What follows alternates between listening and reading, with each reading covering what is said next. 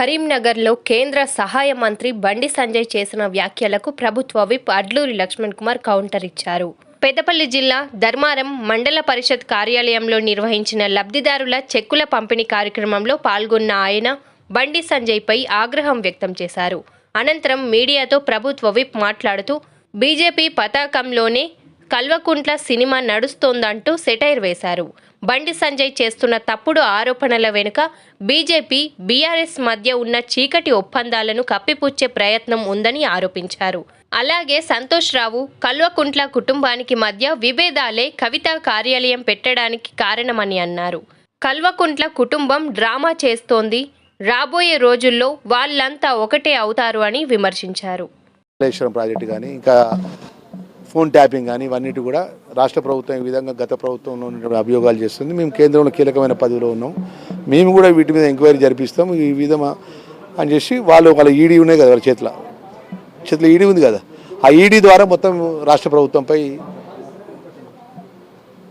ఏదైతే చర్యలు చేయమనండి, చర్యలు చేస్తే అప్పుడు కాంగ్రెస్ పార్టీ టీఆర్ఎస్ కల్వకుట్ల పతాకమా, కల్వకుట్ల బీజేపీ పతాకమా అర్థమవుతుంది. మీరు చీకటి ఒప్పందాలు ఉండే చీకటి కోణంలో మీ అండర్స్టాండింగ్ వ్యాపారాలు, మీకున్నటువంటి మంచి చెడు వ్యాపారాలు, మీ డైరెక్ట్గా కవితనే అభియోగం చేస్తుంది. బీజేపీలో టీఆర్ఎస్ పార్టీ కలుపుదామంటే నేను అడ్డుకున్నా అంట, మరి దానికి ఎందుకు ఒక్క మాట మాట్లాడతలేవు? మేము 80% కూడా బీజేపీ టీఆర్ఎస్ పార్టీతో కలవదని ఎందుకంటలేవు? అది చెప్పు ఫస్ట్ బండి సంజయ్ గారు.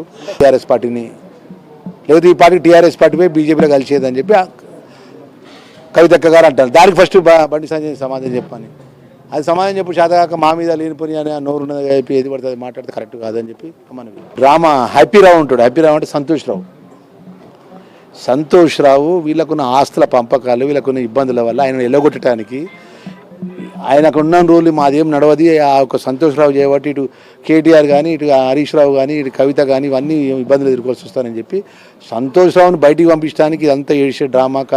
ఆయన ఆఫీస్ పెట్టుకుంటున్నా, ఇజ్జను ఆఫీస్ పెట్టుకో, కొత్త పార్టీ పెట్టుకో, ప్రజలలో పో, మాకేమో మా అభ్యంతరం. ఎవరు కాదన్నారు, ప్రజాస్వామ్యంలో ఎవరెవరైనా మాట్లాడవచ్చు. ఆమె శాసనసభ మర్యాదరాలా, అదే తెలంగాణ కోసం 6 నెలలు జైలుకి పోయిందా, తెలంగాణ కోసం మొత్తం రాష్ట్రంలోని ప్రజల పక్షాన్ని ఏమైనా పోరాటం చేసిందా? ఏం చేసింది? ముఖ్యమంత్రి గారు కూతురు ఆమె గతంలో, ఇప్పుడు మాజీ ముఖ్యమంత్రి కూతురు.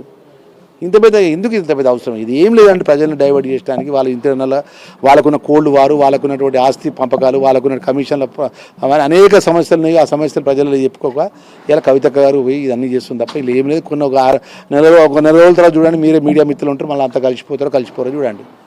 ఇది వాస్తవం. కేసీఆర్ గారు కానీ, హరీష్ రావు గారు కానీ, కేటీఆర్ గారు కానీ, కవిత గారు కానీ అంతా ఒకటే.